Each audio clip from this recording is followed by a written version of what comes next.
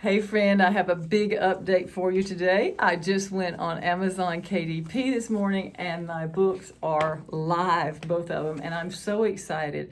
I thought I would be like running around and jumping and dancing and that kind of thing, but the truth is I've been very melancholy, kind of reflective all day long about this journey that I've been on, and it's coming to pass now. This 4-year journey ever since I found out my best friend had stage 4 kidney cancer, and I wrote her a letter or poem. And what I wanted to do for her at that time, because she only had 7 months in her prognosis, is to just try to uplift her in any way I could. So I went to her and said, listen, there's not much we can control right now, but what we can control is our reaction to things that happen right now. So anytime something beautiful happens within our community, with your grandchildren, with nature, with doctors, nurses, anything. Let's just find anything that's beautiful that happens to us. Let's stop, let's reflect upon it, and let's give thanks for it. And I'm going to tell you, we made a very, very conscious decision to find beauty and growth in this journey. And did we ever? It just made everything so much better. And I thought I understood the journey because I went through it with her, and I'm a very empathic person. And then 2 years later, here I am with a cancer diagnosis of just cancer. And I didn't know if I was going to live or die at first. And here we are, all this time later. She's 4.5 years out from her diagnosis, and I'm 2.5 years out. And here we are, and we turn lemons into lemonade. So I wrote this book so that you could send it to anybody that's had a cancer diagnosis, and they can see quotes from other people who have gone through the journey and have learned some very valuable lessons, some beautiful lessons. I'm telling you now, I wouldn't be the person I am without my diagnosis, and neither would my TT. And so this is trying to help somebody to just be on the lookout for something beautiful and to make some decisions up front to find beauty in the journey, because they are indeed everywhere. So this is quotes from other cancer thrivers and survivors, and that I've known through the years and coached through the years. And then there's about 11 questions in the back, 11, 12 I think it is, very contemplative questions. If the person is ready, they will fill in the journal, answer the questions, and then when they get better, which is what we're always hoping for, they'll go back and look and see where their mind was at this time. Should they perish and not make it, then their family has this mini journal that they can go back and see their own words about things that they felt very, very convicted about at that moment. So this is Dear Cancer, a thank you note. Think of it as a greeting card. And then this is called Terminally Optimistic, and I'm extremely proud of this. That one's 25 pages. This is about 56, I do believe. And when I found out that I had cancer, it was like 4:25 in the morning, and right after I prayed, I said, now what have I got to get done? What have I got to get in order? What is not in order? What do I need to do? And even on my bucket list, things like that. So I was thinking to myself, if I've had this much of a tough time with it, then maybe other people have too. And maybe I can help somebody that's in the throes of a devastating diagnosis, help them get their affairs in order. And, there are some things in here about the medical part of it, about the financial part of it, where you have to get your affairs in order as far as last will and testaments and directives and that kind of thing. But guess what? That is so little of the journey. There are so many more things to it, including getting a womanager or a manager to help you, letting your friends help you, giving them suggestions on things to do for you.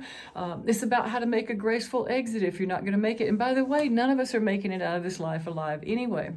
So the quicker you get these things done, the better, because then you have this out of the way. And it's about healing relationships. It's about giving forgiveness and offering forgiveness immediately, and changing your entire attitude about letting that spit go. Just let things go that are not important. Now, this book, Terminally Optimistic, is for any diagnosis, not just cancer.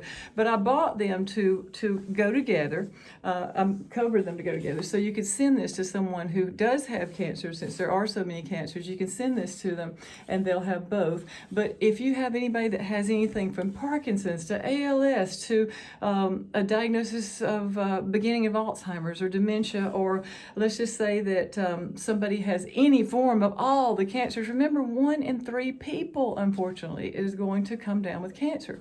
So this is for anybody who has a devastating diagnosis. And this is just giving suggestions on things they can do to get their affairs in order. And it's very light, a very easy read.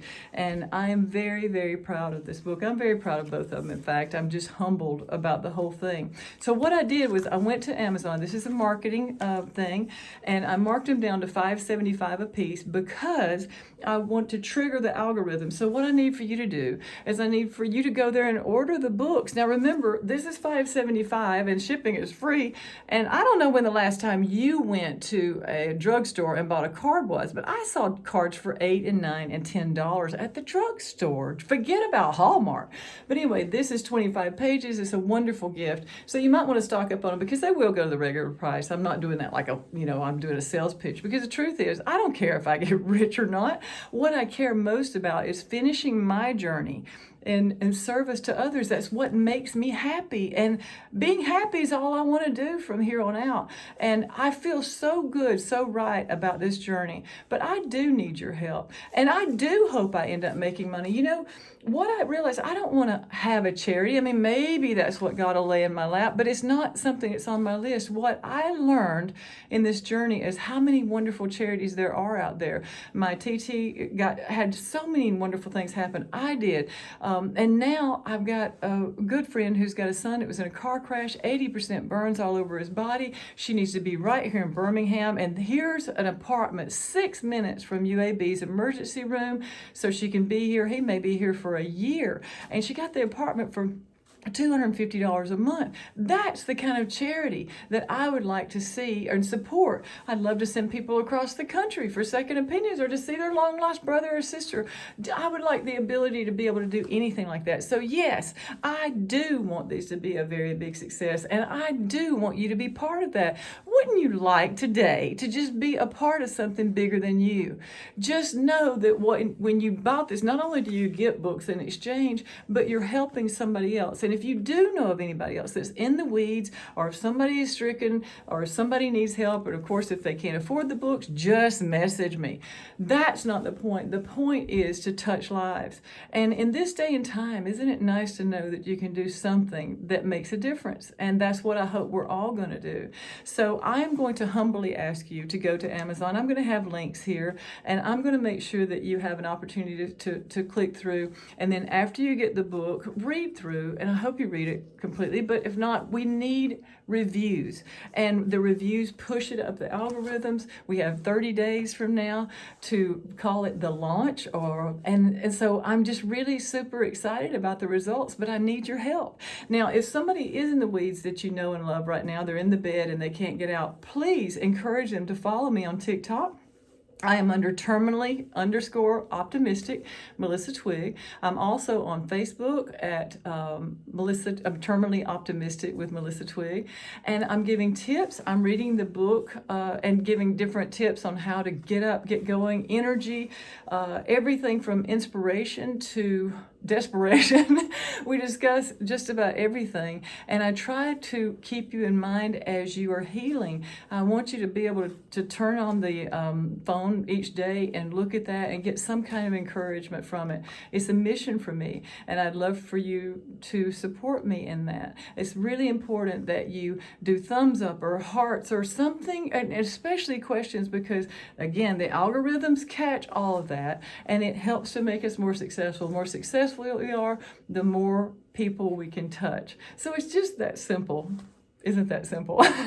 It has not been simple, by the way. I'm telling you, this has been quite the journey, but I will say this: Alzheimer's, dementia, get thee away from me, because I have stretched my mind just about as far as it can be stretched. What an incredible, incredible journey. But I wouldn't trade it for the world. Not even getting cancer, none of it. I would not change any of it, because I'm going to turn that into the greater good. And I knew in my heart of hearts that morning when that doctor left my room, I knew that God would turn this into the greater good. And look, here's proof. I'm just so touched. And I want to say thank you right now in advance for helping me to help others. We can do this together. Thanks, guys.